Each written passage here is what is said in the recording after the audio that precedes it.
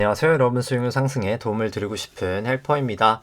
사실 우크라이나랑 러시아 전쟁 초기만 해도 전쟁이 나면 오른다, 금리가 올라가서 증시가 오른다는 얘기가 많았었지만 결과론적으로 제가 그때도 계속해서 말씀을 드렸었지만 증시는 지금 하염없이 추락을 하고 있습니다.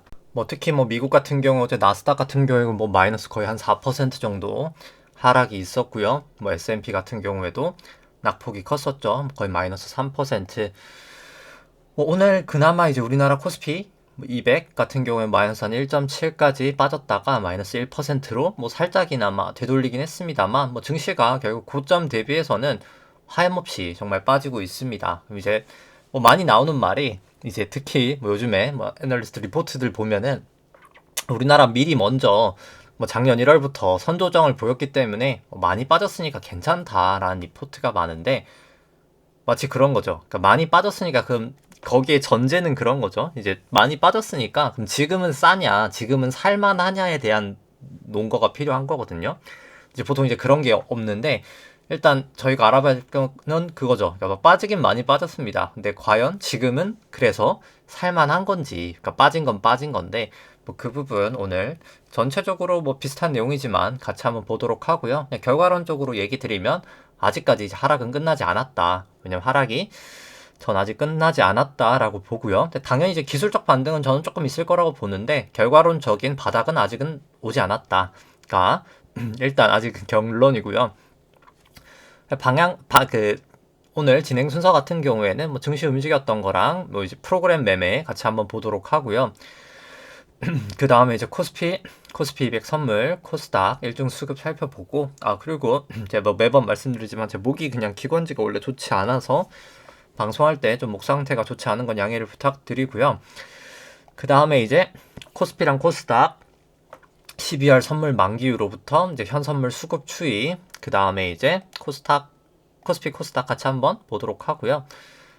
잠깐 조금 오류가 좀 이게 엑셀 용량이 다 커가지고 조금 이렇게 버퍼링이 걸릴 때가 있더라고요. 제가 컴퓨터가 좋은 컴퓨터인데도 이게 워낙 용량이 좀 커가지고 좀 걸리는 부분이 있고요.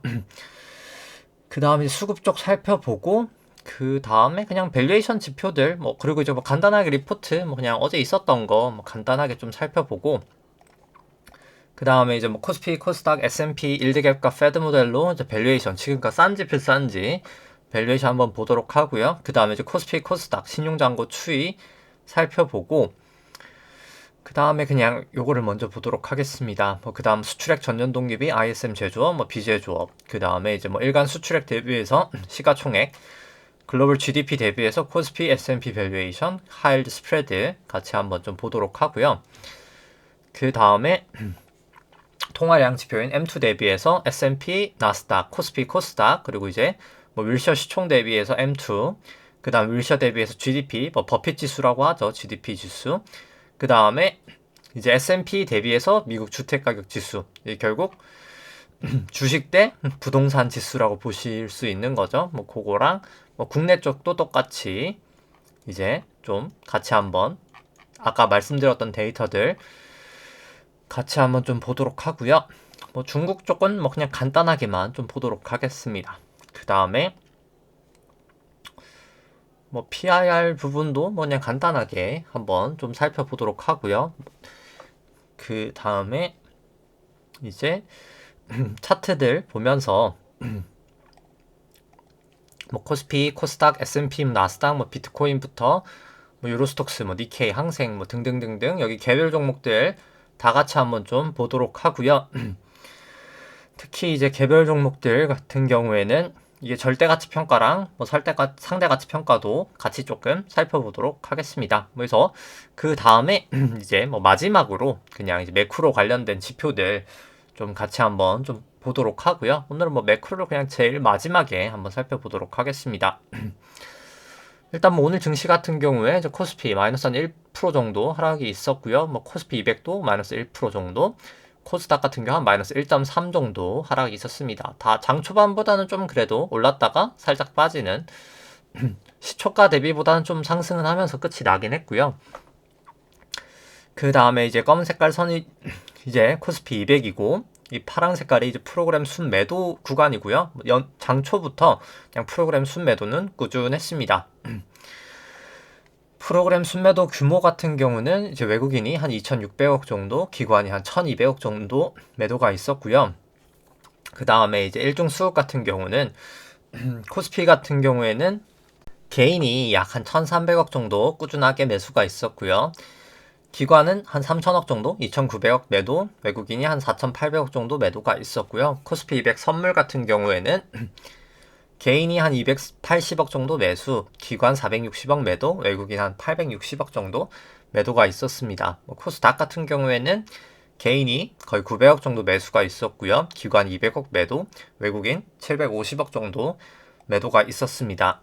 이제 뭐 내일이 이제 선거날이기 때문에 이제 목요일 날이 사실상 하루 남은 건데, 이제 그래서 3월 선물 만기고요. 그래서 12월 선물 만기 이후로부터 일단 수급을 한번 보면은 코스피고요. 일단 먼저 개인 같은 경우가 매수가 요즘에 거세죠. 한 6.1조 정도 매수 중이고, 개인 물량을 다 외국인과 기관이 넘기고 있다라고 보실 수 있고, 선물 같은 경우도 외국인은 매도 포지션을 가지고 있어서 외국인은 현선물다, 매도 포지션이다.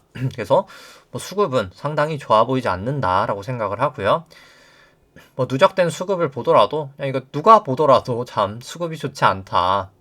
개인 수급이 정말 너무나 많은 게 참 좋아 보이지 않는다. 외국인 기관은 다 팔고 있는데, 그래서 참 좋아 보이지 않는다 생각은 들고요.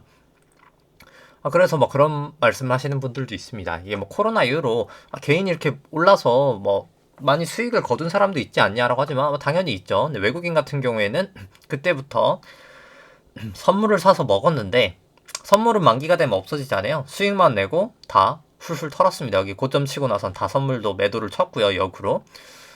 근데 이제 개인 같은 경우 그냥 쌓이고만 있죠. 근데 증시는 계속해서 하락하고 있기 때문에 뭐 결과론적으로 수익을 내고 있는 건 외국인이고, 개인은 뭐 그렇게 좋은 성과를 거두지 못하고 있다라고 보시면 될 것 같습니다.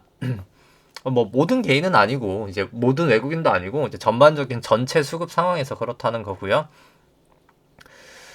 그 다음에 이제 뭐 코스닥 같은 경우도 똑같이 개인이 한 3.4조 정도 매수 중이고, 외국인은 여전히 역시나 현선물 다 매도 포지션을 취하고 있습니다. 그 다음에 이제 누적 수급을 보더라도 뭐 상당히 좋지 않죠. 코스닥도 상당히 좋지 않은 수급 모양을 나타내고 있다라는 걸 보실 수가 있고요. 뭐 수급은 그래서 사실 누적 수급이 더 중요합니다. 뭐 당일 데일리 수급이 중요한 게 아니라 그냥 이 주체가 지금 과거부터 어떤 좀 포지션을 취하고 있는지 좀 누적적으로 보시는 게 중요하다라고 생각이 되고요. 뭐 다 아시겠지만 이제 뭐 펠로시 이제 하원 의장이 이제 미국 쪽에서 러시아산 원유 수입 금지, 이제 미국 쪽에서 그냥 단독으로 하는 걸 좀 검토 중이고요. 뭐 사실상 뭐 그냥 객관적으로 제가 봤을 때 사실상 뭐 제재를 할 수는 있을 텐데, 뭐 미국도 피해가, 미국뿐만 아니라 글로벌이 지금 피해가 장난이 아니긴 합니다. 뭐 다들 아시겠지만 유가, 뭐 니켈, 밀 정말 가격이 천천부지로 오르고 있기 때문에 이 러시아를 대체하기가 쉽지가 않거든요. 솔직히 그런 원자재들은. 그래서 뭐 석탄도 마찬가지고요. 이게 뭐 우리나라 쪽은 아무래도 이제 친미에 가까운 나라다 보니까 이제 미국 쪽 중심으로 얘기가 나오지만, 이게 지금 생각보다 양쪽 다 힘들다. 양쪽 다. 뭐 러시아가 뭐 좋다는 게 아니라 서로가 이제 피해를 보고 있는 상황이다라고 보시면 될 것 같습니다. 그래서 뭐 일단 제가 봤을 때 그냥 경기 상황은 뭐 최악으로 좀 치닫고 있다. 제가 생각하는 거로 가고 있는데, 제가 그 상황에서도 가장 극단치 수준으로 가고 있다라고 보여지고요. 뭐 이 내용을 좀 이따 매크로 설명할 때 조금 더 자세히 설명드릴 수 있지 않을까 생각은 듭니다. 뭐 나머지 내용은 뭐 러시아 이제 푸틴 대통령이 뭐 루블화로 채무 대신 상환하는 거, 이제 보통 이제 제재국들한테, 그러니까 러시아에 제재를 가한 국들한테 이제 그렇게 할 거다라는 얘기고요. 나머지 부분은 뭐 설명은 그냥 생략하도록 하겠습니다. 그 다음에 이제 밸류에이션부터 먼저 살펴보면은, 이제 코스피랑 뭐 코스닥, S&P, 일드갭과 패드 모델 보면은, 처음에 이제 빨간 색깔 이거는 일드갭이고요. 이제 주식 안에 있는 기대 수익률을 이제 국고채 10년 금리로 차감을 한 겁니다. 그냥 간단하게 높을수록 저평가, 낮을수록 고평가 라고 보시면 되고요. 이 페드 모델은 나눈 겁니다. 뭐 똑같고요. 높으면 저평가, 낮으면 고평가는 페드 모델은 조금 더 이제 금리에는 민감한 모델이고요. 일드갭으로 보시더라도 뭐 증시가 많이 빠지긴 했습니다만 생각보다 이 일드갭 자체가 뭐 크게 움직이진 않는 걸 보실 수가 있습니다. 이유는 금리가 올랐기 때문이고요. 일드갭 같은 게 페드 모델 같은 경우도 뭐 거의 저점 수준이죠. 여전히 밸류에이션은 그렇게 좋아 보이지 않는다. 왜냐면 금리가 오르고 있기 때문이다 라고 생각하시면 될 것 같고요. 뭐 좀 긴 시계열로 보더라도 뭐 사실 일드갭이나 페드 모델이나 둘 다 좋아 보이지 않는다 라고 생각이 되고요.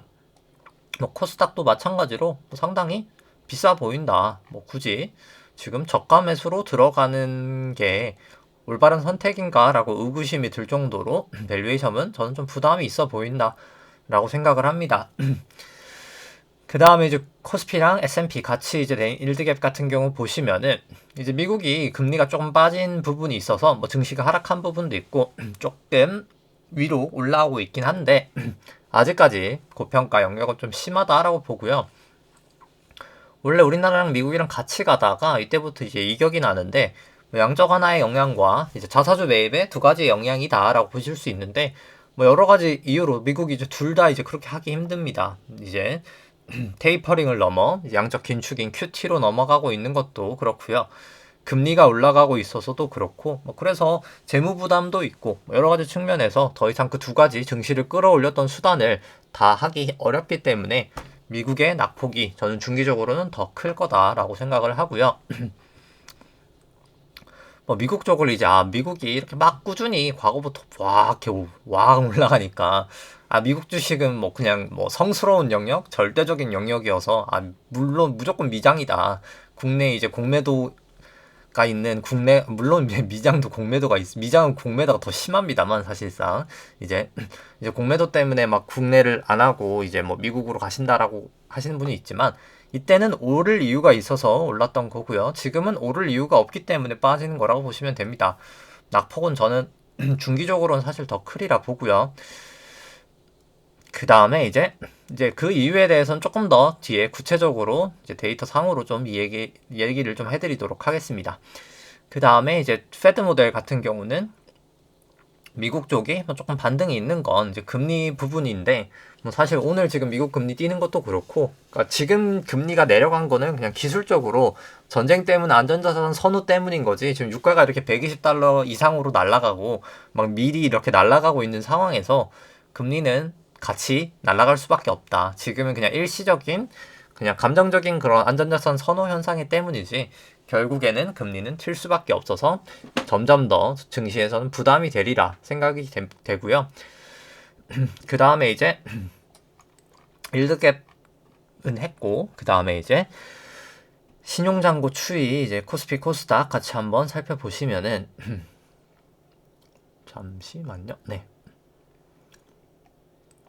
뭐 신용잔고 일단 뭐 합산 수치 같은 경우에는 21조 1000억 정도 되면서 오히려 늘었습니다. 뭐 당연히 좋지 않은 모양새죠. 내려가 사실 고점은 치고 빠지고 있습니다. 신용잔고 추이 같은 경우에는. 근데 결국 주추셈 빠지고 있는데 여기서 또 올라간 게 그냥 단기 반등 정도다. 다 이제 개인 투자자 분들이 이제 저점이지 않을까라고 신용을 쓰고 있는 거긴 하지만 뭐 충분히 바닥을 가기에는 멀어 보인다 생각이 되고요. 신용잔고를 코스피 시총으로 나눈 수치 같은 경우에도 과거 고점 레벨이 한 이 정도인데 아직까지 가려면 멀었다. 그때보다도 훨씬 높다. 빠질 때는 여기까지도 빠지기 때문에 아직 조금 갈 길은 멀어 보인다 생각은 들고요. 뭐 증시가 이렇게 계속 하락하면서 반대 매매도 계속 속출하고 있는 상황이어서 뭐 증시에 여러 가지로 다 부담이 되고 있지 않나 생각은 듭니다. 그 다음에 코스피 신용잔고 증감 속도도 이렇게 다 빠지고 있는 추세. 당연히 상당히 좋지 않아 보인다. 그러니까 결국 돈이 흘러가는 속도가 떨어진다는 거죠. 대출을 해서 이제 신용잔고를 해서. 그 다음 뭐 코스닥 같은 경우에는 차트만 보여드리고 뭐 설명은 좀 생략하도록 하고요. 그 다음에 이제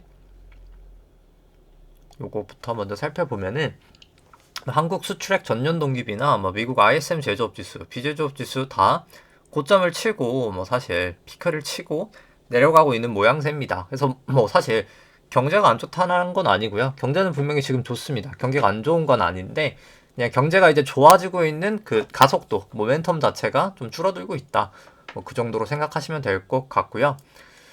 그리고 이제 뭐 사실 우리나라 쪽 같은 경우에는 무역 수지가 뭐 저번 달은 적자는 안 났지만 뭐 사실 계속 적자였다가 지금 한 번 안 난 거고 아마 향후로도 적자 날 확률이 높습니다. 유가가 그렇게 올라가면 안 나기가 쉽지가 않고요.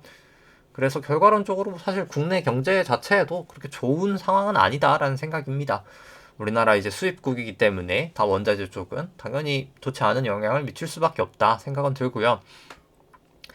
코스피 한국 수출액을 이제 시가총액으로 코스피 시가총액으로 나눈 거고요. 과거 고점 치고 빠지고 있기 때문에 당연히 추세는 좋지 않다 생각은 들고요. 글로벌 GDP 대비해서 코스피, S&P 같은 경우도 과거 고점들 다 넘어갔다가 빠지고 있어서 여기는 추세가 좋지 않다 생각이 되고 그 다음에 이제 하이힐드 스프레드 같은 경우도 200이동평균선 넘었고 122동평균선 넘었고 52동평균선까지도 다 넘었기 때문에 당연히 지금은 이제 위험 회피로 돌아섰다 시장 자체가 뭐 그렇게 당연히 생각이 되고요. 그 다음에 이제 S&P를 통화량 지표인 M2로 나눈 거고요. 높을수록 고평가, 낮을수록 저평가입니다. 닷컴버블 정도까지는 아니지만 고점 치고 나서 빠지고 있어서 뭐 당연히 좋아 보이지 않고요. 나스닥도 마찬가지고요. 그 다음에 이제 윌셔 5000 시가총액을 M2로 나눈 것도 똑같이 고점 치고 내려가는 거 좋아 보이지 않습니다. 윌셔 5000 시총을 GDP로 나눈 이제 버핏 지수라고 많이 하죠. 여기 같은 경우도 뭐냐 조금 짧은 시결로 봐도 상당히 여전히 높은 구간 150%를 넘는 뭐 거의 한 190 정도 될까요? 180 정도 나타내고 있기 때문에 뭐 상당히 높아 보인다. 근데 다만 요건 이제 금리는 가만히 안 돼 있어서 그냥 뭐 매우 정확한 지표다라고 말하기에는 조금 저는 뭐 좀 그런 게 있는 것 같고요. 이제 S&P를 주택 가격 지수로 나눈 값입니다. 그냥 높을수록 부동산 대비해서 주식이 고평가, 낮을수록 부동산 대비해서 주식이 저평가다라고 보시면 될 것 같고요. 뭐 지금 같은 경우에 이 데이터가 12월 거까지밖에 없기 때문에 12월까지는 지금 미국 주식이 훨씬 더 비쌌다라고 보실 수가 있습니다. 뭐 그렇기 때문에 미국 주식이 많이 빠지고 있죠. 그렇다고 부동산이 싸다는 건 아닙니다만 주식이 상대적으로는 조금 더 비싸다 라고 보여지고요. 이제 코스피 같은 경우도 과거 고점 치고 M2 빠지고 있어서 좋아 보이지 않고 뭐 코스닥도 마찬가지고요. 한국 같은 경우에 이제 코스피를 서울 주택 가격 지수로 나눈 건 딱 여기 고점 라인들이 명확하죠. 이 채널이. 그래서 거의 하방 채널 여기까지는 못해도 내려올 것 같다. 그래서 지금은 부동산이 차라리 낫다. 사실 주택보다 그 주식보다는 뭐 그렇게 생각을 하는데 뭐 그렇다고 부동산도 좋다라고는 생각은 들지 않고요. 지금 당장은. 근데 이제 부동산에 비해서는 주식이 낫다라는 거죠. 지금은 그 정도 느낌이고 그 다음에 이제 중국 쪽 뭐 통화량 지표 좀 살펴보면은 이제 M1 나누기 M2 뭐 자세한 설명 제가 시간 관계상 생략하도록 하고요. 그냥 간단하게 이 파란 색깔 M1 나누기 M2가 그냥 낮을수록 돈이 없다는 겁니다. 유동성이 고갈되었다는 의미고요. 그냥 낮았을 때 2015년 증시 중국 증시 급락을 합니다. 지금이 이제 그때보다도 낮고요. 뭐 한국 같은 경우도 가장 낮았을 때가 언제였을까요? 가장 우리나라 큰 위기였던 IMF 때 가장 낮았었고요. 그 다음에 2008년도입니다. 그냥 간단하게 낮으면 위험하다는 걸 너무 명확하게 보여주는 지표고요. 지금도 여전히 낮아서 이렇게 낮으면 뭐 해야 되는 게 완화적인 통화 정책이긴 합니다만 근데 중요한 거는 물가가 높다는 거죠. 중요한 건 완화 정책을 하기에는 물가가 너무 높다. 그래서 참 이러기도 저러기도 애매한 상황이다. 중국 쪽은 저는 그렇게 막 좋아 보이진 않는 것 같고요.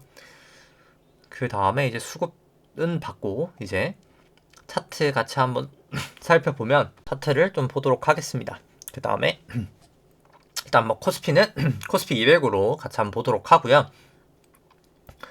일단 뭐 엘리어트 파동 이론으로 좀 장기 추세부터 살펴보면은 IMF 이제 외환위기 저점부터 해서 새로운 파동이라고 보고요. 이제 닷컴 버블 때까지 1파, 닷컴 버블 하락이 2파, 금융위 전까지 상승이 3파, 금융위 하락부터 이 지루했던 조정 장세가 이제 4파, 트라이앵글이라고 하고요. 이렇게 나오는 거를. 그 다음에 이제 17년, 18년이 5파로 1, 2, 3, 4, 5가 큰 1파는 완성이 되었다라고 봅니다. 그 다음에 이제 미중력 분쟁 코로나까지 떨어지면서 ABC 빠지면서 큰 2도 완성이 되었다라고 보고요.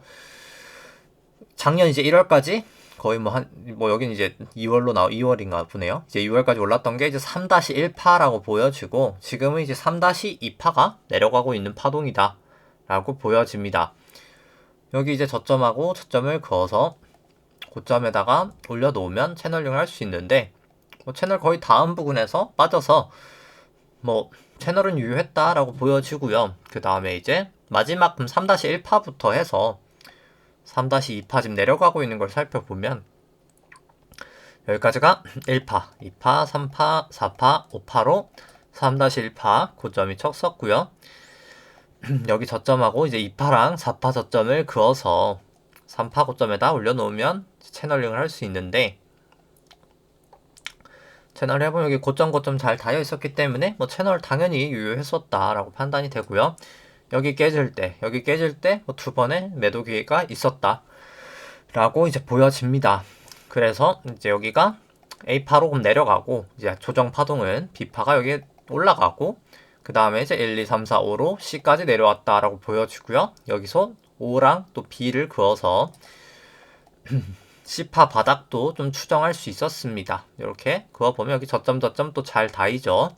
A파 저점에서 C 여기 내려갈 때 C가 이제 거의 끝났던 거고 올라갈 때 C가 이제 확실히 끝났구나 알 수가 좀 있었고요. 그 다음에 이제 여기 저점하고 여기 A 저점 그어서 채널을 해보면 여기 무너질 때 또다시 파동이 내려가는구나 라고 알 수 있었습니다. 내려갔던 게 A, B, C가 큰 A고요. 여기 A, B, C가 큰 B고요.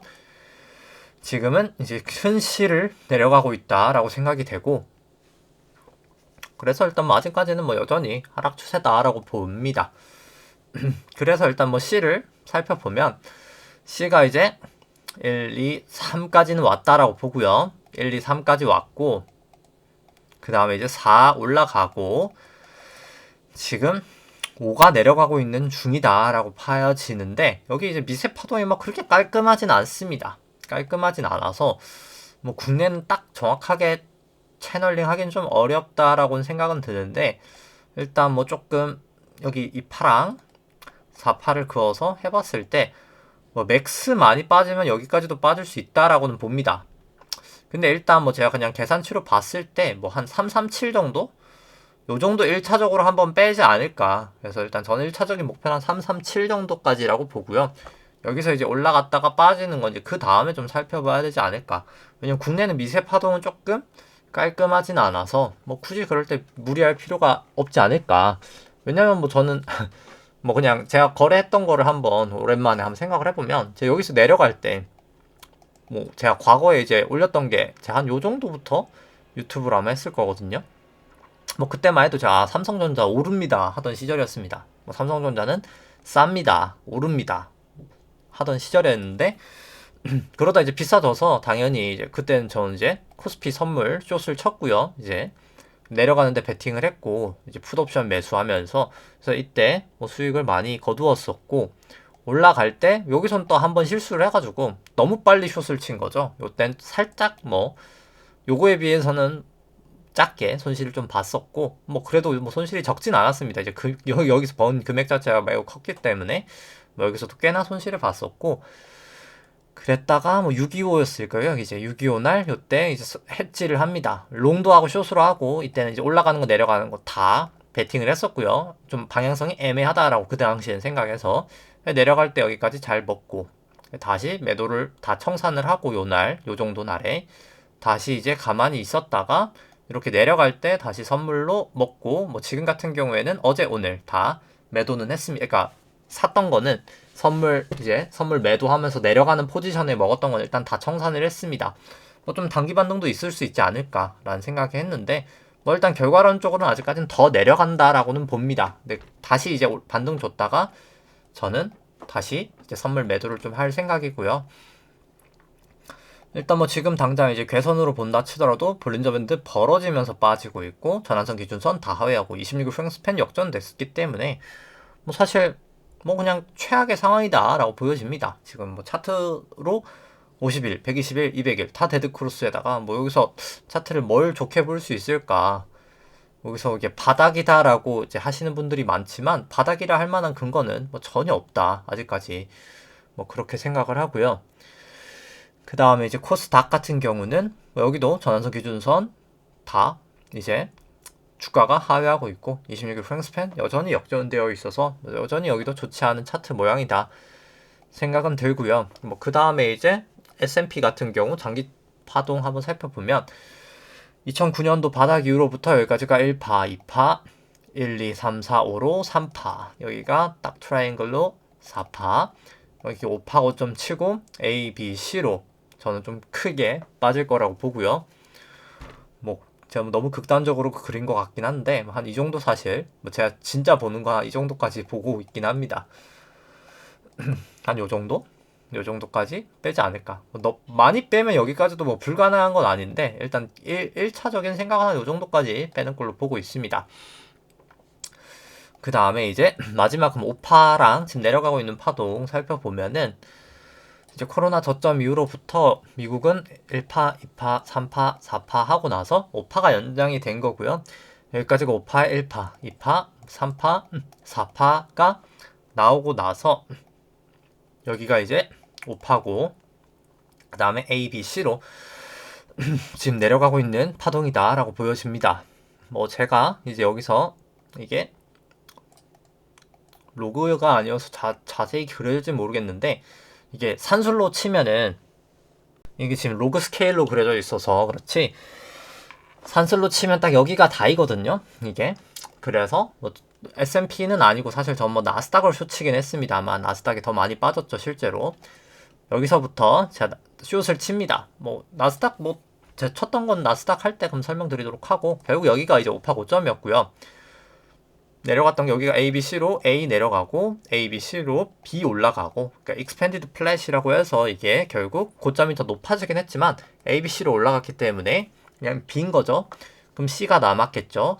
이제 여기서부터 그래서 1파, 2파, 3파, 4파 지금 내려가는 건 이제 5의 1파 그러니까 5파인 거죠. 마지막 C의 마지막 파동 1파, 2파, 1, 2, 3, 4, 5로 3파 4파 가고 마지막 5회 5파를 가고 있다라고 봅니다. 뭐 이제 끝이 난다라고 보고요. 이번 하락이 저는 사실 그러니까 바닥은 뭐 거의 다 왔다라고 봅니다. 뭐 제가 여기서 뭐 그냥 바로 쭉쭉쭉쭉 빠진다는 아니고 바닥은 이제 거의 다 왔는데 이제 채널링은 두 개가 할 수 있겠죠. 이제 여기서 1, 2, 3, 4, 5로서의 큰 2파랑 4파는 있으니까 이제 그거를 토대로 채널링을 할 수가 있겠죠. 그럼 여기랑 잠시만요. 이렇게 그어서 이렇게 그어보면은 여기 3파에다 그어보면은 3파가 여기죠. 이제 이게 1, 2, 3, 4 보니까 요 채널이 하나가 일단 있고요. 근데 저희는 또 하나 더 볼 수 있잖아요. 왜냐면 1, 2, 3, 4, 5 마지막 5의 파동도 채널을 할 수 있으니까 그럼 여기 이렇게 얘랑 얘를 그어서 요거는 여기가 3이죠. 여기 아마 제가 봤을 때 뭐 그래서 이 채널이 아예 안 된다라고 하는 건 아니지만 안전빵으로 여기 채널까지 내려올 때 결국 아마 이런 식으로 가리라 보거든요. 이렇게 가지 않을까. 뭐 제가 봤을 때 방향성은 뭐 그렇게 가지 않을까 생각을 합니다. 뭐 S&P가 나스닥 같은 경우 제가 뭐 채널은 그려드리진 않고요.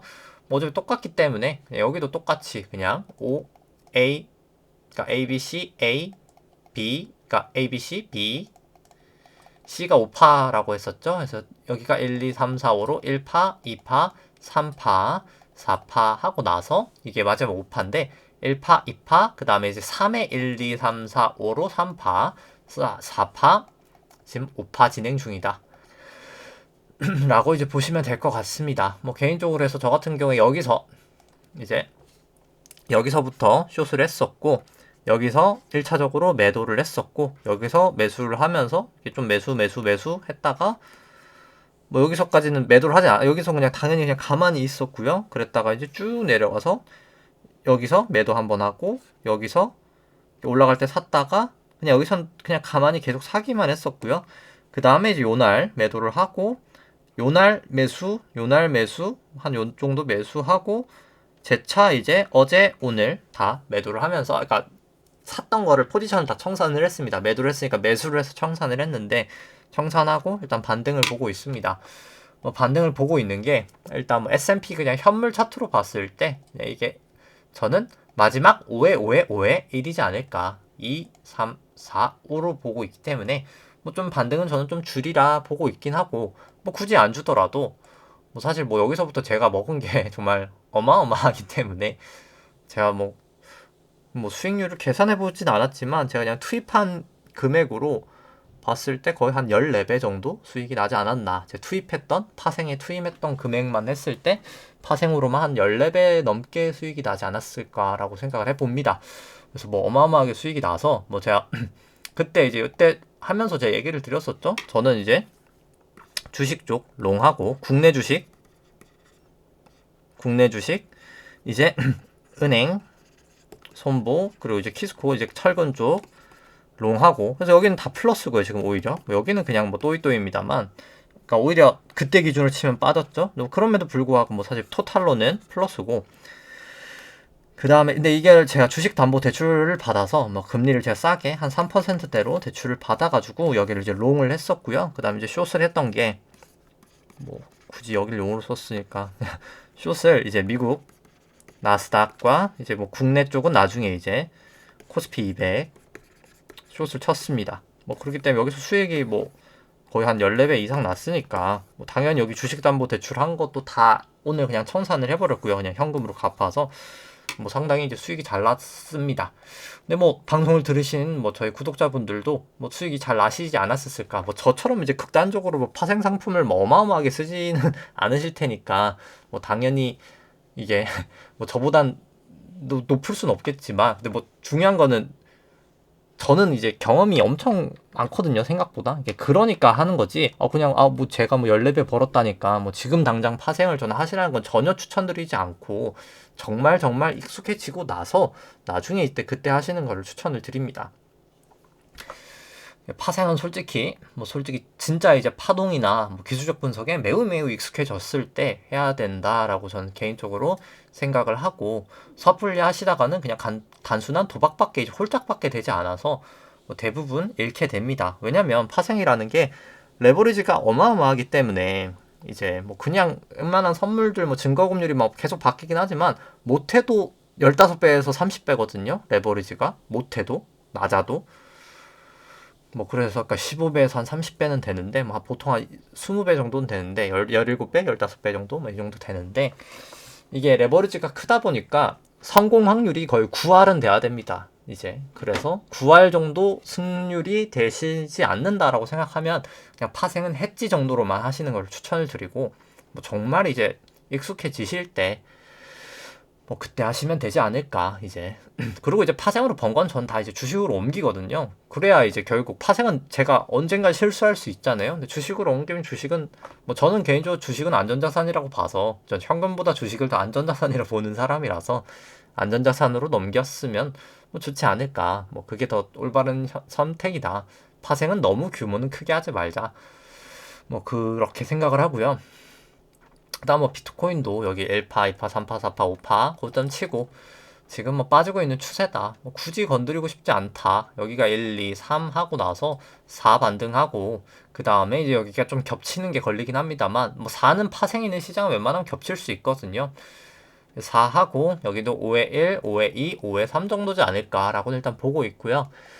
코스피 안에 있는 내재 변동성 V코스피 오늘 고점 쳤다가 좀 빠지긴 했습니다만 추세 여전히 살아 있어서 중기적으로는 저는 더 빠진다라고 봅니다. 그러니까 주식이 빠지면서 변동성은 좀 올라갈 수 있다라고 봅니다. 빅스 같은 경우도 당연히 고점은 쳤고요. 단기 하락 이후에 좀 다시 올라가지 않을까. 둘 다 이제 V코스피나 빅스나 그렇게 생각하고요. 그 다음에 이제 필라델피아 반도체도 전저점 찍으면서 필라델피아 반도체 3배, 특히 나스닥 3배 사신 분들은 좀 손실이 막심하지 않을까.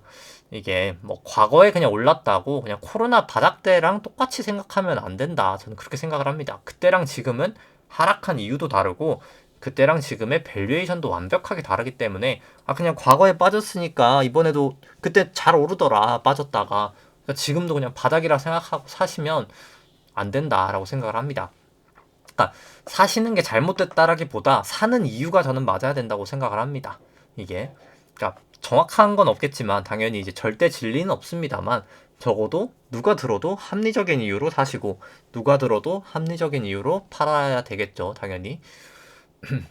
그 다음에 이제 뭐 니케이 같은 경우 뭐 당연히 계속해서 뭐 빠지고 있어서 뭐 추세 좋아 보이지 않는다. 당연히 이제 그렇게 생각을 하고요. 이제 뭐 여기도 O 하고 A, B 그 다음에 이제 C가 빠지고 있는 모습이다 라고 생각을 하고요.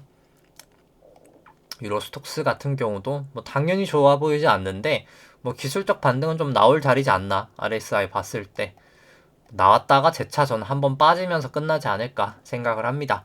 근데 뭐 유럽은 뭐 워낙 많이 빠지긴 해서 뭐 그리고 파동이 여긴 좀 잘 안 읽혀가지고 뭐 사실 어디가 바닥이다 말하긴 여긴 조금 애매하다라고 보고요. 뭐 굳이 이 정도 빠졌으면 유럽은 뭐 무리할 필요는 없지 않나. 뭐 사실 뭐 그렇게는 생각을 합니다. 그 다음에 항생 같은 경우도 뭐 굳이 뭐 이렇게 떨어지는 칼날 손대고 싶진 않지만 기술적 반등 정도는 언제든 나타날 수 있는 자리인 것 같다. 뭐 근데 뭐 굳이 기술적 반등에 들어가고 싶진 않고요. 상해 종합 같은 경우도 그냥 마찬가지다. 뭐 떨어지는 칼날 굳이 죽고 싶지 않다. 달러 인덱스 같은 경우는 뭐 계속해서 반등을 잘 하고 있습니다. 근데 뭐 언제든 뭐 하락할 수는 있겠지만 뭐 굳이 올라가고 있는 추세에서 내릴 필요는 없지 않을까. 뭐 저야 그냥 뭐 사실 달러를 투기하는 거는 그게 좋은 선택은 아니라고 보고요. 환 쪽은 뭐 사실 워낙 좀 알 수가 없는 영역이라 그러니까 어려운 거죠. 그러니까 어렵다기보다 사실 개인적으로 저는 뭐 환은 좀 예측은 어렵다고 봅니다. 그래서 뭐 굳이 뭐 투기를 하실 필요는 없지 않나 생각을 하고 환에서 먹더라도 어차피 그 나라 양국 금리 내외 금리 차 생각하면 뭐 딱히 이득 보기도 쉽지는 않아서 뭐 굳이 그러니까 뭐 저도 뭐 환은 많긴 합니다. 뭐 제가 뭐 나스닥 선물을 하다 보니까 제가 뭐 달러가 적은 게 아닌데 뭐 그 달러를 제가 뭐 이렇게 투기를 하기 위해서 산 게 아니라 그냥 이제 나스닥 숏을 하기 위해서 하고 있는 거지. 뭐 달러에 대해서 뭐 난 달러에 투자하겠어 뭐 이런 건 저는 뭐 그렇게 현명하신 투자는 아니지 않나.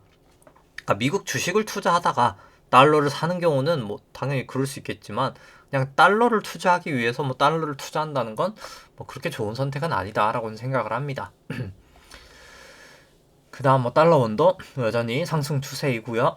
WTI 같은 경우는 뭐 올랐다가 뭐 빠졌습니다. 뭐 그럼에도 불구하고 뭐 사실 봉쇄 계속 하면은 뭐 유가는 뭐 오를 수밖에 없다라고 생각을 하고요. 이건 그냥 뭐 기술적 분석을 떠나 그냥 펀더멘털적인 측면에서 뭐 러시아 유가가 이제 산유국에서 2등 국가를 빼면서 이게 쉽게 유가를 컨트롤하기는 쉽지 않다. 결국 리오프닝도 되고 있는 상황에서 지금 항공유가 생각보다 많이 안 쓰고 있는 항공유까지 쓰면 진짜 난리 날 거거든요. 정말 이제 그리고 이제 서로 그 비행 금지 그걸 해놨잖아요. 서로 러시아 항공에서 지금 서방 국가들 못 뜨고 러시아 비행기 서방 국가 못 끄면 삥삥 돌아가야 되거든요. 러시아 나라가 워낙 커가지고 그럼 이제 다 쉽지 않을 것 같다. 제가 봤을 때 정말 이제 좀 원자재 가격이나 이런 게 생각보다 우리가 생각하는 것보다 만만치 않을 수 있다 생각을 합니다. 더욱더 뭐 금은 오르고 있습니다. 왜냐면 실질금리가 전쟁 때문에 빠졌으니까 실질금리랑 반대로 가니까요. 실질금리가 빠져서 뭐 오르는 건 맞는데 어차피 뭐 지금 실질금리 빠진 게 그냥 이제 위험자산 선호가 아니라 이제 안전자산 선호 때문에 일시적인 현상이기 때문에 올라간 거기 때문에 저는 뭐 아직까지는 금은 손은 안 가고요. 어차피 실질금리는 인플레이션 오면 올라갈 수밖에 없어서 뭐 저는 그냥 지금은 스테이 관망이다. 어차피 뭐 요거 오른 거 정도 뭐 사실 그렇게 아깝지 않다. 어차피 파생해서 훨씬 크게 벌었기 때문에 굳이 여기서 이거 올라간 걸 아까워할 필요는 없지 않을까. 뭐 굳이 금은 지금은 저는 뭐 솔직히 오히려 매도를 해야 될 시그널이지 않나 생각은 합니다. 역으로. 물론 이제 뭐 기술적 분석상 그냥 볼린저 밴드 타던 걸 이탈하던가 뭐 전환선 기준선 깨지면 그때 팔아도 되겠지만 뭐 저는 뭐 솔직히 뭐 지금 실질금리 이렇게 내려간 거는 그냥 일시적인 요인이다 라고 생각을 하고요. 우리나라 국고채 10년도 뭐 계속 반등하고 있고요. 어차피 뭐 이게 단기적으로 어떻게 할지 뭐 제가 정확하게 모르겠으나 어차피 결과론적으로는 더 간다. 물가가 오를 수밖에 없다. 뭐 매크로 때 더 설명드리겠지만 이 우크라이나 문제뿐만 아니라 어차피 물가는 오를 거였는데 우크라이나 때문에 더 오를 수밖에 없다 생각은 듭니다. 뭐 미국 쪽도 물가 금리 쪽은 좀 반등을 해서 좀 올라갈 수 있다라고 좀 보고요. 당연히 이제 올라갈 수밖에 없다라고 보고요. 이제 뭐 개별 종목들 살펴보면 뭐 큐스콜링스 같은 경우에는 이제 다시 이제 구름대를 조금 들어오면서 뭐 조금 안 좋아지긴 모양이긴 합니다만 일단 뭐 여기 구름대를 뭐 완벽하게 이탈하기 전까지는 뭐 굳이 지금 뭐 철근 쪽 섹터가 안 좋은 것도 아니고 뭐 크게 문제는 안 되지 않을까 생각은 합니다. 일단 뭐 굳이 전환선 기준선 다 위에 있고 26일 횡스팬 호전되고 있어서 뭐 크게 문제가 될 것 같진 않고요. 근데 뭐 일단 추세가 완전히 여기서 이탈하면 뭐 그때 이제 매도를 해야 되겠죠. 뭐 저야 이제 물량이 많아서 매도를 못 하긴 합니다만 그리고 이제 뭐 현재 주가 한 15,500원 정도인데 사실 내재 가치 되면은 뭐 현금만 해도 뭐 4,800억 정도 거의 4,900억이고 뭐 거의 퍼가 뭐 2배 3배 정도 되는 상황에서 내재 가치는 7만 원이 넘기 때문에 뭐 자사주가 아니라 한국철강 자회사 지분 매수한 것도 있고 뭐 여러 가지 측면에서 밸류에이션은 너무 싸다. 근데 결국 뭐 주주 환원 정책이 필요하다. 뭐 사실 주주 환원 정책 때문에 한 건 아니었지만 뭐 한국철강 자사주가 아니라 그 신금순 여사님 지분 매수한 것도 그렇고 뭐 여러 가지로 하나하나 뭐 사실 그래도 늦지만 결국 좀 되고 있지 않나라고는 생각을 합니다. 근데 이제 늦는 게 문제죠. 빠르면 더 좋긴 하니까요. 일단 뭐 그래서 일단 뭐 지금은 뭐 크게 문제는 없다라고는 보여지긴 하고요. 그 다음에 이제 뭐 현대해상 같은 경우에 뭐 빠지긴 했지만 뭐 솔직히 저는 뭐 현대해상 같은 경우에 그냥 빠지면 싸게 그냥 사야 된다라고 생각을 합니다. 뭐 그래서 뭐 일단 추세를 뭐 좀 더 볼린저밴드 이렇게 팔지 모르겠지만 뭐 기준선 넘고 사면 가장 좋을 것 같긴 하고요. 매입할 때. 네, 일단 뭐 밸류에이션 상으로 봤을 때는 뭐 워낙 싸기 때문에 지금 그래서 워낙 싸기 때문에 뭐 이 상대가치 평가는 이 기대 수익률이 높을수록 사실 싼 겁니다. 연두 색깔과 보라 색깔이 높을수록 싸고 낮을수록 비싼 건데 뭐 워낙 지금 금리 오른 거 대비해서도 주가가 저렴해서 충분히 뭐 저는 이번에 이제 주식 요렇게 아까 봤던 게 뭐 결국 뭐 국내는 어떻게 될지 모르겠습니다만 정확하게 이렇게 제가 뭐 한 1파 내려가고 2파 뭐 3파 4파 5파 이런 식으로 빠진다 그랬었잖아요. 뭐 빠지고 나면 뭐 그때 저는 현대해상하고 이제 좀 좋게 보고 있는 게 현대해상하고 일단 지금 추가로 매수할 거는 우리금융지주, GS 이렇게 3개 저는 보고 있습니다. 뭐 사는 이유는 뭐 일단 현대사는 일단 싸기도 하고요. 금리 인상될 때 당연히 수혜가 되고 있기 때문에 뭐 금리는 사람들이 생각하는 것보다 훨씬 더 전 오를 수밖에 없다라고 봐서 뭐 뒤에 매크로 할 때 얘기 드리겠지만 뭐 그래서 매수를 당연히 이제 하려고 하고요. 뭐 DB 손해 같은 경우에는 뭐 같이 그냥 피어라서 보고 있긴 한데 동종업계라서 일단 뭐 가격적인 메리트는 조금 더 없습니다. 그래서 뭐 현대해상이 더 낫고요. 뭐 DB 손해보험은 보다는 현대해상이 낫고 그 다음에 이제 우리금융지주 같은 경우에는 뭐 오늘 또 120 정도에서 지지를 보이긴 했고 여기도 뭐 사실 이 정도 빠졌으면 그냥 사실 이제 기계적으로 분할 매수는 충분히 가능하다. 왜냐면 주가가 워낙 싸서 그렇게 생각이 되고 우리금융지주 같은 경우도 뭐 할인율 뭐 지금 거의 17.3%니까 뭐 상당히 싸다, 매우 싸다. 이제 사실 생각이 되고 뭐 장단기 금리 차가 많이 붙어서 뭐 좀 약간 뭐 문제가 된다라고 하지만 뭐 그냥 뭐 사실 장단기 문제가 붙어더라도 그냥 주가가 워낙 쌉니다. 제가 봤을 때 여기는 그래서 뭐 크게 문제는 안 될 것 같다. 그 다음에 이제 하나금융 지주 같은 경우는 뭐 비싼 건 아닌데 우리금융지주보다는 비싸다. JB금융지주는 뭐 비싼 건 아닌데 뭐 싼 편인데 여기는 지방은행이어서 그냥 안전한 저는 더 우리금융지주가 비슷한 밸류에이션이면 더 나아 보인다 생각은 들고 KB는 회사는 좋은데 좀 비싸다 생각은 들고 신한금융지주도 회사는 좋은데 뭐 좀 비싸다. 그래서 뭐 굳이 우리금융지주 말고 다른 걸 산다면 이제 하나금융지주보다도 신한이 더 빠져서 신한을 사고 싶다. 좀 분산으로 사고 싶으신 분이 있다면 신한 정도까지는 담을만 하다 생각은 들고요. 그 다음에 이제 삼성전자 쪽 살펴보면 삼성전자는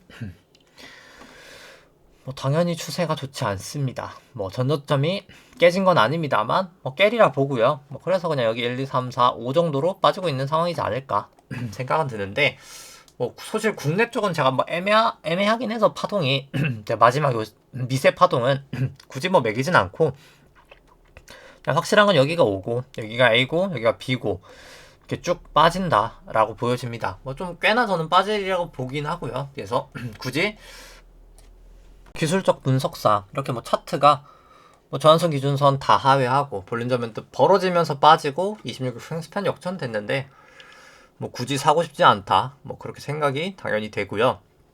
뭐 절대가치 평가를 봐도 뭐 그렇게 싸 보이진 않는다 생각이 되고, 상대가치 평가로도 당연히 기대 수익률 원래 항상 8% 정도 되면 고평가인데 이번에도 8% 정도 하회했다가 지금 조정을 보이고 있는데, 뭐 지금 레벨이 그렇다고 엄청 싼 것도 아니죠, 과거에 비해서.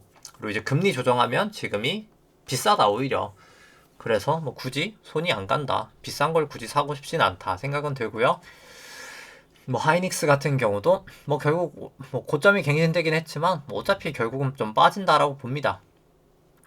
추세 자체는 이미 깨졌죠. 다 깨졌고요. 26일만 역전되면 더 깨질 것 같고, 상대가치 평가, 절대가치 평가로는 뭐 좀 싸다고 나오지만 그냥 사실 그냥 영업이익이 워낙 들쭉날쭉해서 그냥 항상 싼 거지, 이 정도면 사실 하이닉스 기준으로는 비싸다 보시면 됩니다. 상대가치 평가로 보더라도 뭐 과거 저점, 그러니까 과거 고평가에서 밸류에이션 조정이 일어났고, 근데 과거 저점들보다 지금이 너무 비싼 영역이기 때문에 뭐 엄청 비싼 밸류에이션이라고 보기는 어렵지만, 근데 금리를 조정하면 또 비싸고요. 그래서 뭐 굳이 손해 가지 않는다 생각은 들고요.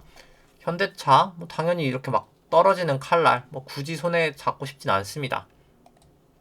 뭐 계속해서 현대차는 절대가치 평가로도 고평가가 되어 있고 상대가치 평가로도 고평가가 되어 있어서 뭐 전혀 뭐 사실 생각이 안 든다, 사고 싶은 마음이 전혀 없다 생각이 되고, LG화학도 뭐 마찬가지입니다. 뭐 당연히 굳이 떨어지는 칼날 잡고 싶지 않고요. 그 다음에 이제 뭐 절대가치 평가로도 뭐 굳이 뭐 지주사 디스카운트까지 들어가면 이게 안 들어간 거거든요. 뭐 굳이 손해 안 가는 것 같고, 뭐 상대가치 평가로도 뭐 엄청 비싼 것까지는 아닌데 그렇다고 엄청 싼 것도 아니어서 뭐 굳이 금리 감안했을 때 딱히 손해 가진 않는 것 같습니다. 롯데케미칼 같은 경우도 주가 방향 자체는 좋지 않고요. 근데 여기 같은 경우 일단 밸류에이션 자체는 나쁘진 않습니다. 밸류에이션 자체는 싼 편이긴 하고요. 상대 가치도 싼 편인데 이제 뭐 특히나 이제 롯데케미칼 빠진 게 이제 여기가 이제 그 나프타를 많이 쓰죠. 이제 원재료로 나프타를 쓰는데, 그러니까 납사라고 하죠. 납사. 이제 뭐 줄여서 납사라고 하는데, 납사를 러시아에서 많이 사옵니다. 한 20-30% 러시아에서 사오는데 러시아산을 뭐 수입을 못 하다 보니까 당연히 이제 원재료 가격이 높아지는 거죠. 근데 화학 가격이 그렇다고 가격을 뭐 확 한 방에 올리기도 쉽지 않고 하다 보니까 이제 그 부분에 영향이다라고 보시면 될 것 같습니다. 그래서 굳이 아직까지는 뭐 손이 가진 않는다 생각은 들고, 뭐 효성화학 같은 경우에는 이제 여기는 이제 프로판 가스가 원료다 보니까 이제 그것도 가스 가격이 올라가서 피해를 보고 있다. 그래서 여기는 뭐 저는 계속 빠진다라고 얘기는 드렸었죠. 차트상으로는 맞을 것 같다. 뭐 굳이 떨어지는 칼날 먼저 잡을 필요는 없다라고 생각을 하고, 근데 다만 절대가치 평가로는 저평가는 되어 있습니다. 근데 뭐 굳이 기술적 분석상 추세가 좋지 않은데 뭐 더 빠지고 사면 되니까 지금은 좀 기다려야 될 때다. 상대가치 평가도 싼 편이긴 합니다만 아직은 조금 지켜보자 느낌인 것 같고요. 그 다음에 이제 GS 쪽 살펴보면, GS 쪽은 제가 이제 매수하려고 합니다. GS 쪽은 뭐 좀 빠지긴 했는데 뭐 아직 사기 전이니까 뭐 사실 빠져주면 감사죠. 그래서 뭐 일단 뭐 지금 당장 뭐 추세 자체 크게 문제는 없죠. 왜냐면 구름대 넘어갔고 기준선 위고 26일 횡스팬 호전돼서 뭐 특별히 문제는 없다. 그리고 일단 그 납사 가격이 올라간다는 것 자체가 아까 얘기 드렸던 화학사한테는 악재여도 정유사는 호재고, 정유사 쪽 지금 뭐 당연히 이제 그 정제 마진 엄청나게 높아진 상황이고요. 리오프닝도 되면 결국 항공유가 사실 마진이 제일 짭짤한데 항공유를 못 하고 있었는데 항공유 쪽 결국은 될 거잖아요. 지금 오미크론 치명률이 워낙 낮다 보니까. 그리고 뭐 사실 지금 항공유가 안 되는 지금 자체도 실적이 안 좋은 게 아니기 때문에 뭐 여러 가지로 하방 리스크는 낮고 상방은 높다. 그리고 SO1은 많이 올랐는데 GS는 많이 오르지 못해서 충분히 가격적인 메리트도 있다 생각은 들고요. GS 같은 경우는 당연히 상당히 저평가되어 있고요. 상대가치평가를 보더라도 뭐 어마어마하게 저평가가 되어 있습니다. 뭐 금리를 조정해도 여기는 레벨 자체가 워낙 높아서 뭐 충분히 괜찮지 않나. ESG가 좀 걸렸는데 뭐 솔직히 이런 원자재 가격 대란에서 지금 ESG 때문에 뭐 정유나 이런 걸 투자 안 하기에는 너무 아까운 선택이지 않나 생각은 들고요. 그 다음에 이제 KT 같은 경우도 뭐 솔직히 추세가 그냥 애매하다라고 봅니다. 뭐 근데 뭐 솔직히 회사 자체는 좋아서 뭐 저는 충분히 매수할 만한 회사다라고는 보고요. 근데 조금 걸리는 게 있다면 여기 이제 인플레이션 할 때 막 그렇게 딱 가격 저항가 능력이 뛰어나진 않아서 손이 안 가고 오히려 그냥 GS를 사려고 합니다. 근데 회사 자체는 나쁘진 않고요. 그래서 절대가치 평가로도 충분히 저평가는 되어 있고 상대가치 평가로도 KT 같은 경우 싸다, 나쁘진 않다. 근데 뭐 GS가 더 싸니까 일단 GS로 손이 가는 것 같다 라고 보시면 될 것 같고요. 뭐 DLNC 같은 경우도 이제 뭐 워낙 다 대선 주자분들이 지금 뭐 공급 쪽은 다 늘리려고 하다 보니까 뭐 주가 반등은 있고 뭐 추세 자체도 나쁘진 않아서 뭐 저는 뭐 괜찮은 회사다라고 계속해서 생각을 합니다. DLNC 같은 경우에 뭐 사실 주식도 상당히 저평가 당연히 되어 있고요. 상대가치 평가로도 상당히 저평가되어 있는 회사다. 사실 상당히 싼 회사다 생각이 됩니다. 그 다음에 뭐 카카오 같은 경우도 뭐 반등이 좀 하고 있긴 합니다만 뭐 저는 기술적 반등 정도지 않을까. 뭐 굳이 아직까지는 매수하고 싶지 않다. 적어도 구름대까지는 좀 뚫어보자 생각은 들고 그 다음에 절대가치 평가로는 뭐 비싼 건 아닙니다. 절대가치 평가로는 비싼 건 아닌데 이 실적 전망치가 다 이렇게까지 실적이 올라간다라고 전망을 했을 때에 이 정도 밸류에이션이라면 저렇게 못 올라갈 가능성도 있는 거잖아요. 사실 불확실성을 감안했을 때 뭐 그랬을 때 싼가에 대해서는 물음표기 때문에 뭐 굳이 손이 안 가는 것 같고요. 카카오 뭐 상대가치 평가로도 뭐 그렇게 싸 보이지는 않는 것 같습니다.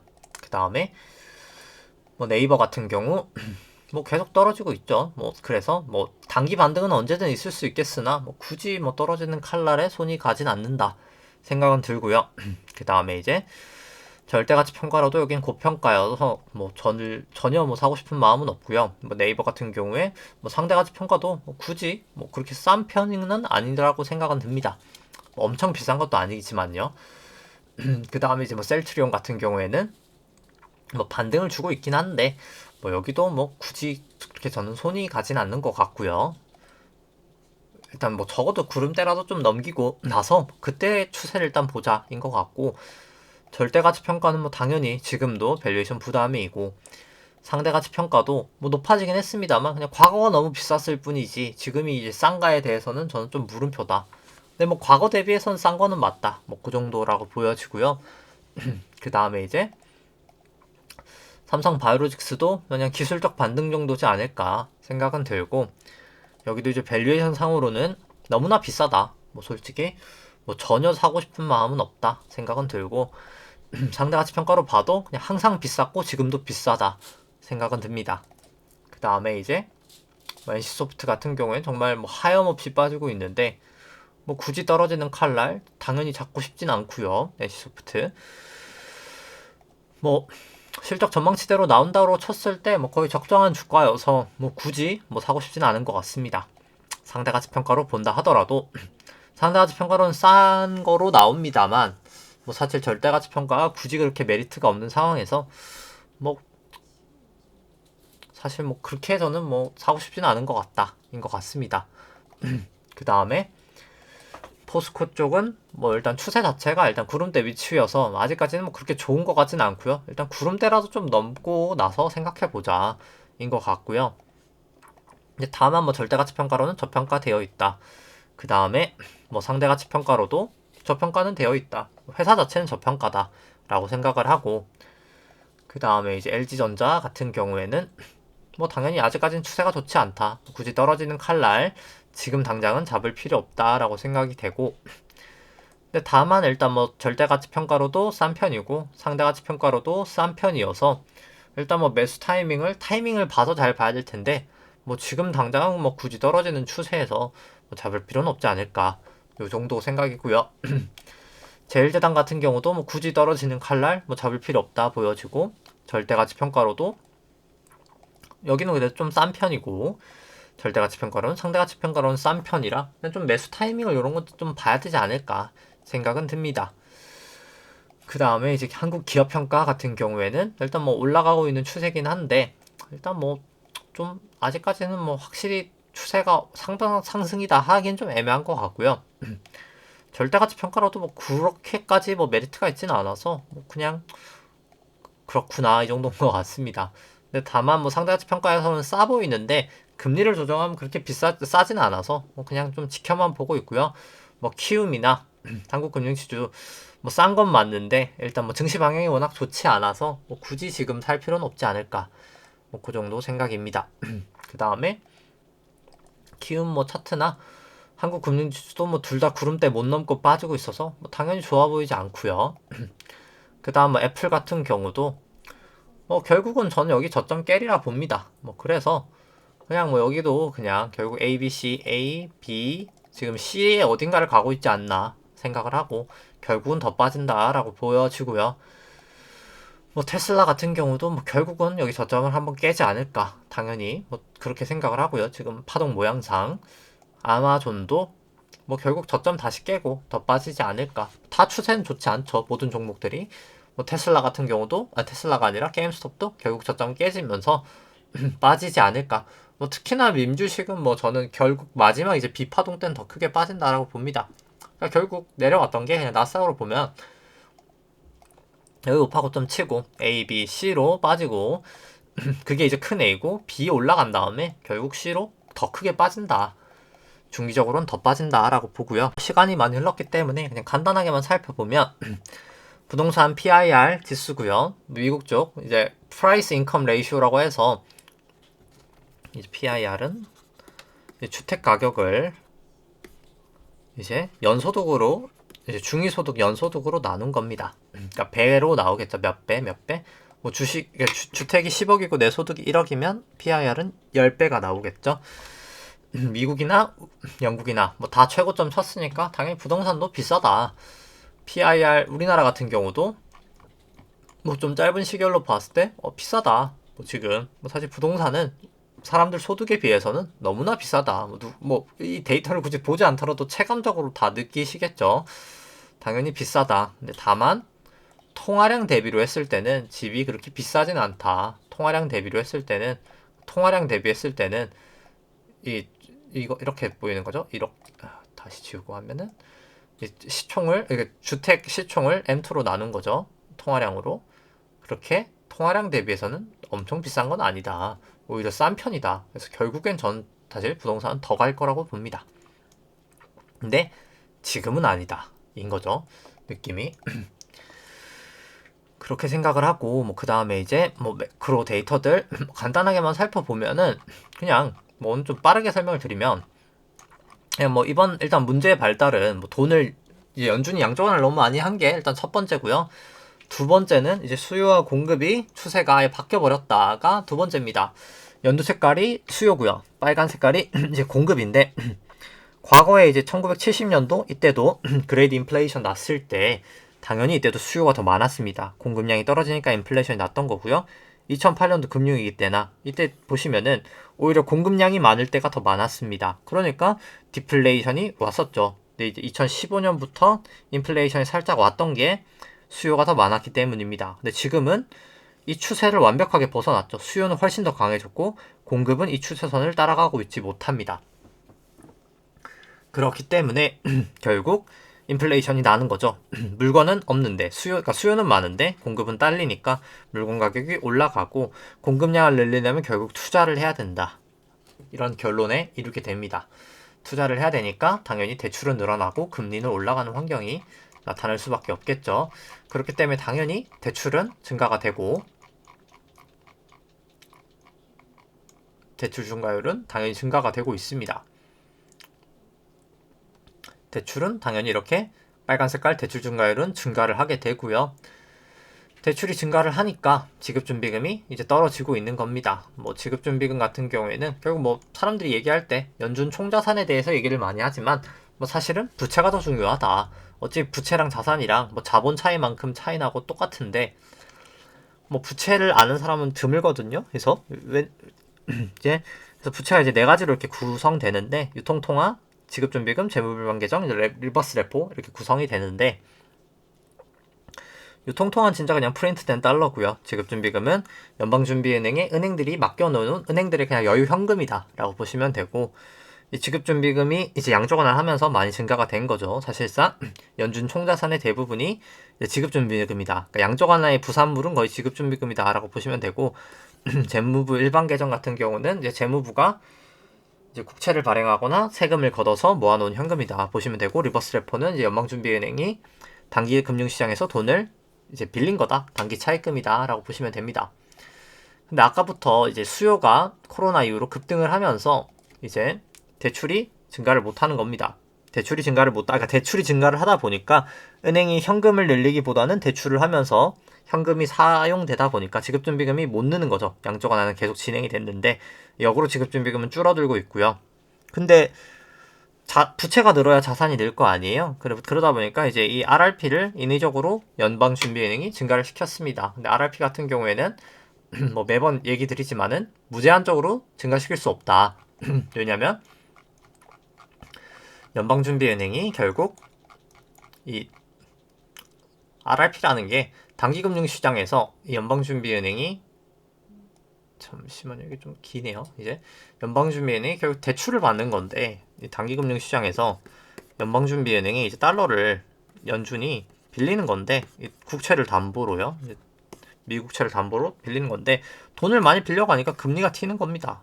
단기금리가 튀는 거죠.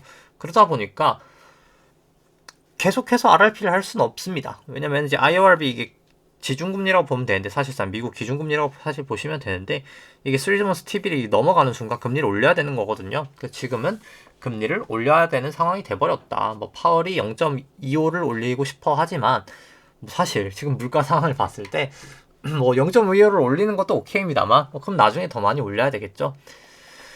어차피 우리는 지금 한번 뭐 3월 FOMC 때 뭐 0.25냐 0.5냐가 중요한 게 아니라 어차피 결국 어디까지 금리가 올려야 물가가 잡힐까가 중요한 문제다 라고 보시면 됩니다.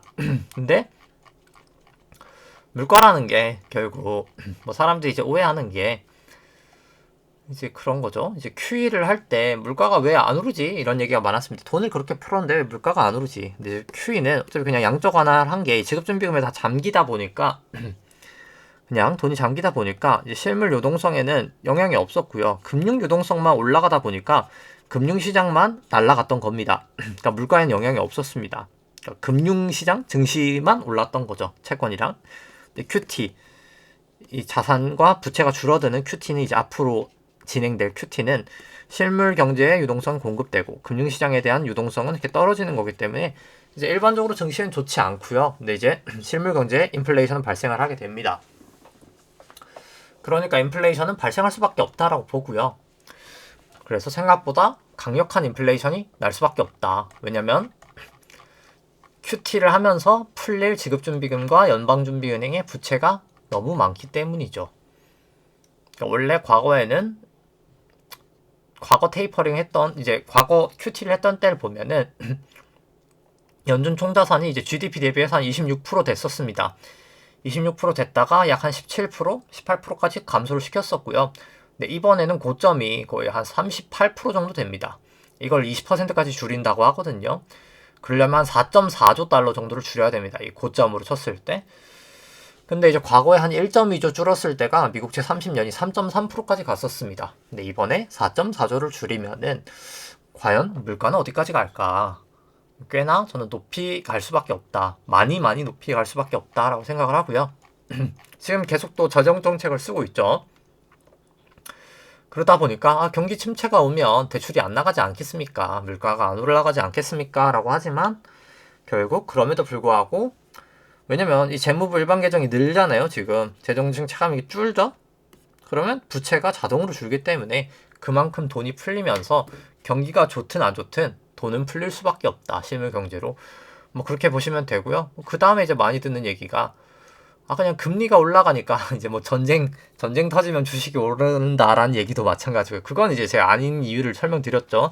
과거에 전쟁이 터지면 항상 완화적인 통화 정책이 같이 수반이 됐었는데 전후에, 그러니까 전쟁이 끝난 후에.